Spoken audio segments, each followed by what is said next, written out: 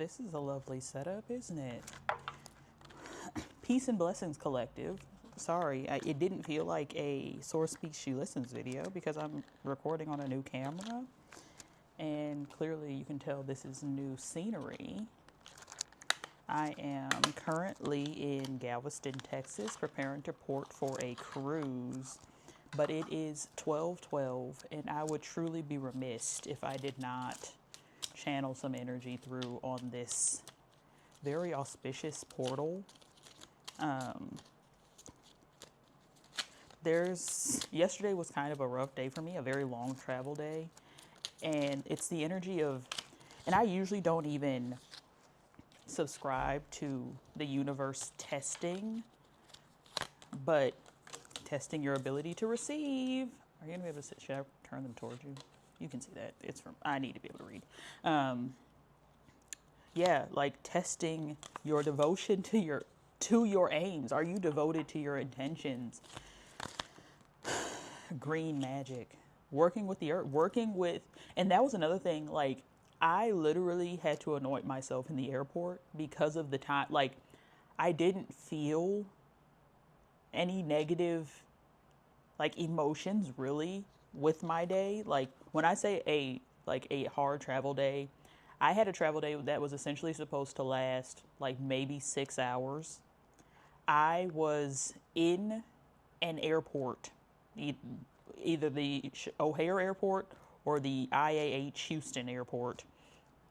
But I was in an airport or on an airplane for for like 13 hours. So from a 5 hour travel day to a 13-hour travel day. And I literally had to trauma bond. At that point, honestly, I was like trauma bonding with my situation. But I had to anoint myself to ensure that I maintained my countenance. And that's that green magic there, working with the elements around you, like bringing the magic into the physical. Like, yes, you are the magician, you are the high priestess, you are, or high priest. You are that, like, essence magic. You are magic at your core, but you can use your physical resources to aid in that.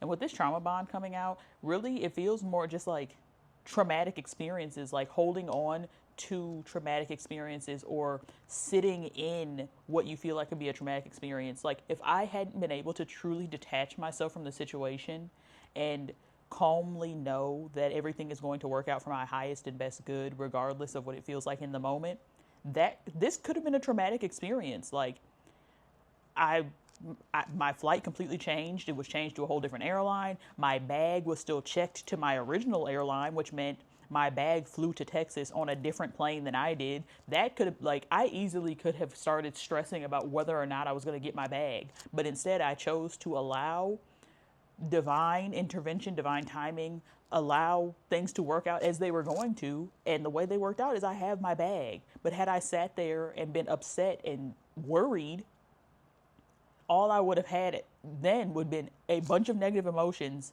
and then still have my bag. So why not just cut out the negative emotion part and see how it's going to turn out before we decide how we need to feel about it? Karmic. And that,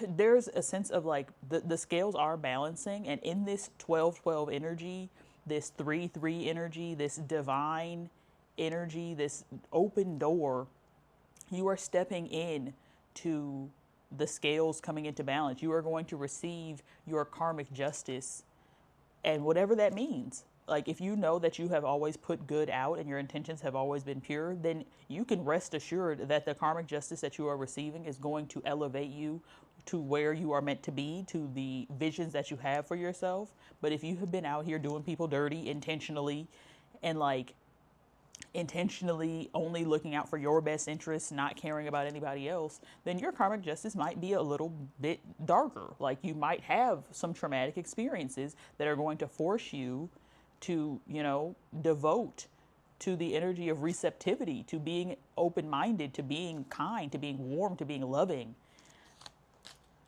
I transmute limiting beliefs into opportunities for expansion. Literally, like I could have sat in an energy of limitation yesterday. And I know I'm really focusing on me right now, but I feel like that's what's supposed to happen. I feel like that's why I went through what I went through yesterday, so I could share with you how you can transmute limiting beliefs into opportunities for expansion, because I was stuck, like legitimately, like in every sense of the word. I was basically stuck where I was. Like I couldn't, in order for me to get where I needed to be today, I had to be stuck where I was yesterday. And transmuting that limitation into an opportunity to expand, an opportunity to ground into your energy and really hone your sacred frequency, like holding your vibration in the midst of trauma and turmoil and disarray and chaos. Like, it's one thing to be calm and at peace when you are in solitude, but it's another thing to be calm and at peace in the midst of a storm. Wisdom, and that's wisdom. That is the inner wisdom of your experiences. Like you are going through the process of exercising your wisdom, of learning to trust your wisdom because you have it. And that wisdom is your intuition. Like, your wisdom and your intuition are intertwined very heavily. Be present, truly. Sit, like when feelings arise, address them, but not in a way of holding on to them. Like, in some ways, even dissect them. Like, okay, this just happened that uh, is upsetting me. Like, I'm having a negative experience right now, but if I really tune in to what's going on around me, like you're in a restaurant and you got the wrong, like the waiter brought you the wrong order, but you're at the table with people you haven't seen in a long time and whose energy is so uplifting and loving and beautiful. Like, you could fixate on the fact that the waiter got your order wrong and be upset and, start going off on whoever, or you could be like, wow, a human made a mistake. Shocker. But in this moment, I'm surrounded by so much love and I'm so tuned in and so present that I'm not even bothered by it. Like, not to say don't get your meal corrected, but you can do that from a place of calmness and kindness and love when you are present and not stuck in a negative loop or a negative pattern of thought. Curate, and this to me just came as curate mantras for yourself, because that was another thing that really kept me grounded. And I think I've mentioned this on this channel before, but I have mantras that I am very consistent with, and this is a new thing for me. I've never really been someone to use mantras consistently. Like, I would hear things that resonated, but I would never stick with saying them or make sure that I was consistent with saying them. But I have been very consistent with a string. It's like a string of like 6 or 7 mantras that have come to me over the last few months that I have basically put together as a prayer. And when I tell you that literally is life-saving for me, so that is for someone. It's time for you to really get in tune with some mantras, and this soon is coming out, because very soon here you are going to be tested on how strong you are in standing in your truth, like being your authentic self, regardless of who's looking, regardless of who's judging, regardless of who you think is gonna think whatever, because very soon, and there's free will, because there's always that power of choice. But if you choose to be devoted to your intentions and devoted to the goals and plans and dreams that you have for yourself, very soon there is going to be a shift that is going to be so evident that is going to require you to stand in your power, require you to be present, to have those tools that you can lean on to make sure that you don't stray from your path. And that's really, you can't stray from your path like from a non-dual perspective. Like, whatever you're doing is a part of your path because everything is happening as it should and everything's working out for your highest good.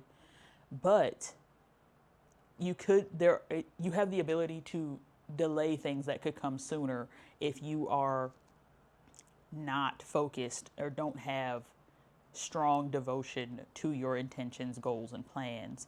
And when I just pulled this deck out of the box, we have the Tower on the bottom. So that's just a nod to that energy of soon. Something is changing, like big time, and it's potentially going to be unexpected. Like, you know the work that you're putting in, but you do not know how it's going to manifest, and that's the exciting part. Like, you get to put in the work, but the manifestation of it is up to you.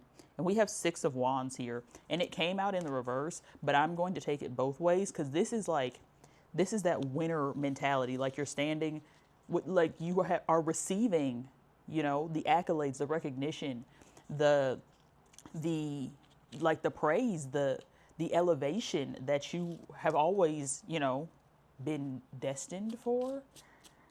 But with it coming out in reverse, and I'm going to put it, I'll put it down reversed. That's that free will. Like, if you are not devoting to your intention, these came out reversed too. And the crazy thing is, both of these cards are currently sitting on my sacred space that you're used to seeing. But the Sun came out in reverse, and then the Six of Cups. And that's a lot of six energy here. And actually, so 12 would add up to six.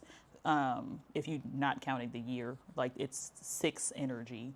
And then the Sun, and that came out in reverse. And this Six of Cups energy is like sending a message of the inner child. Like, this energy that you're stepping into has a lot of roots in your inner child. Like, you have been who you were supposed to be from the very beginning, and it's just a matter of you tapping back into that energy.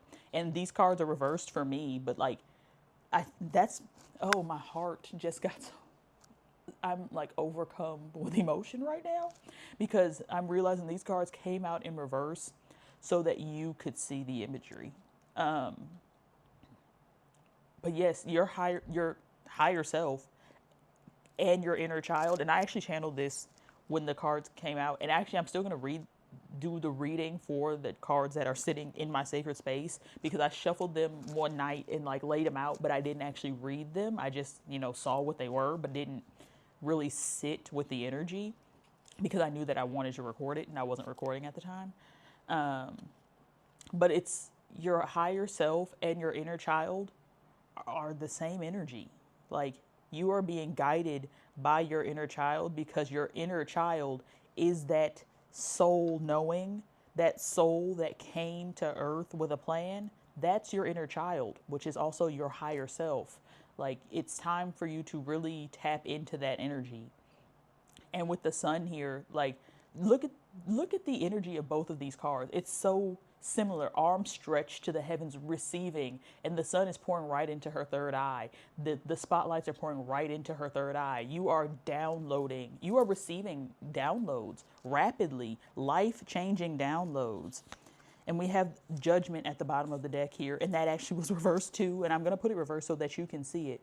But this spirit, like, your authentic, people are no longer just seeing, like, even non-intuitives, they are seeing your soul. Like, your aura, your energy, your soul is what people meet first. Like, yes, they see you and you are captivating. Like, the way you carry yourself, the way you dress, the way you look, you might have unique features, but they are seeing you. And they may not even realize that they're seeing you, because the people that aren't authentically themselves are going to see you and be triggered and not understand why they're triggered, but they're triggered by your authenticity. They're triggered that when they see you, they are seeing you, the real you. There is no false flagging, no facade, no fakeness, no nothing. Like, what you see is what you get, and what you get is far beyond anything you could anticipate, because it's all divine. You are divinity in motion. It's just a lot of upward energy. Look up.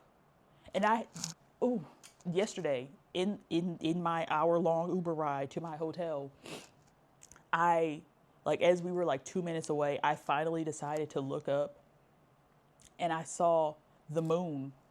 And as a kid, I used to say the moon was following me when we were in the car, and it would stay in the same spot in the window the entire time we were driving. And that's exactly what I felt. And I had looked up and saw the moon as well when I was waiting for the Uber, but it was like random. I just looked up and there it was.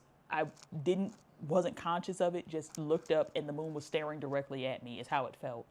So that it's the energy of what you are seeking is seeking you, and it sees you and it's yours to have, but you have to acknowledge it. You have to make eye contact with it. You have to see it for yourself. You have to see it in yourself. Believe in yourself. Have faith that everything is working out for your highest good, and there is nothing, no force, no being, no energy, no entity, no circumstance that can keep you from the abundance that has your name on it. Wishing you an abundant ascension, and I will see you in the next video.